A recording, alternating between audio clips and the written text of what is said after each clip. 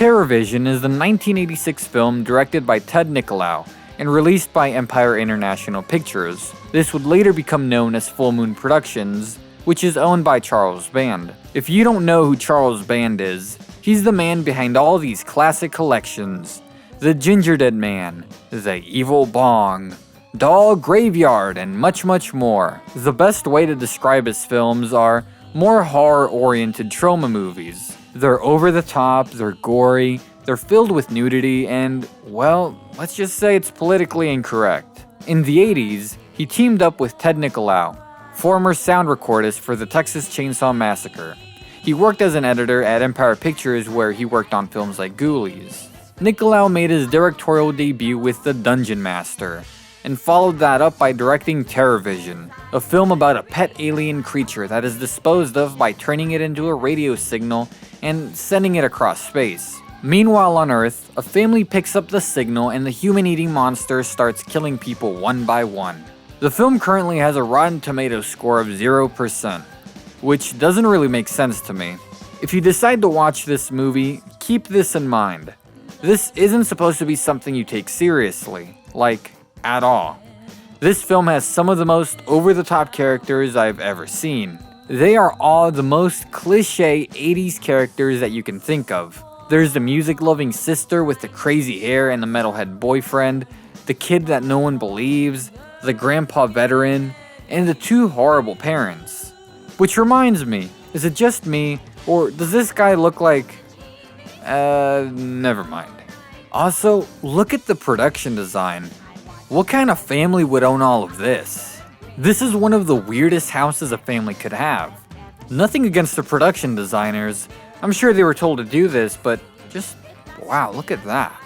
But you know what? You wouldn't watch a movie called TerrorVision and expect well-developed characters or a deep story.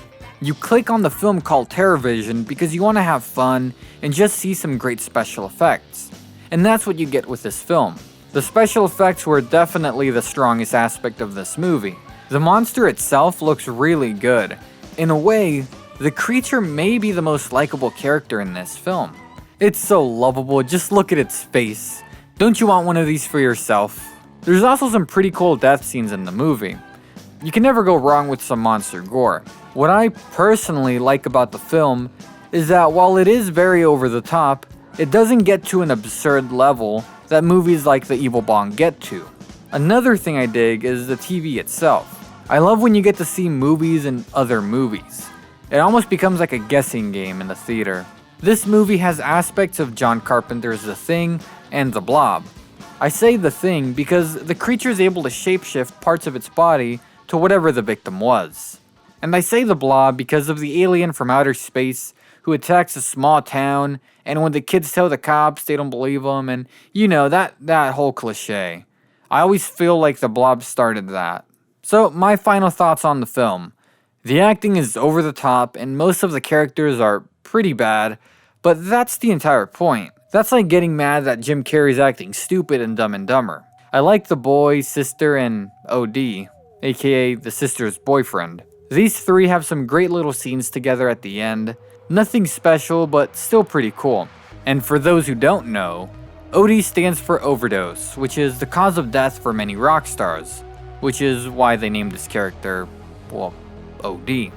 I also have to say that I really like the opening theme to this film.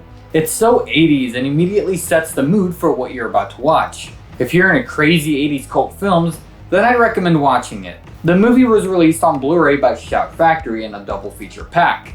There's a great little documentary on the film, but if you want to learn more about the making of, then I'd recommend watching this video by Good Bad Flicks. I'll leave a link for it in the description below. He does a great job at explaining the impact this film had and the history of it and how it got made. Running at 85 minutes, you really have nothing to lose with TerrorVision. It's a good midnight movie to have in the background as you're trying to fall asleep or you're working. But that's all I have for you today. Let me know what you think of TerrorVision, and if you haven't seen it, does it seem like something you'd want to watch? Until next time, keep watching the skies. And I'll keep watching this Blu-ray disc. I'll watch the B movie on it. I actually don't know what it is.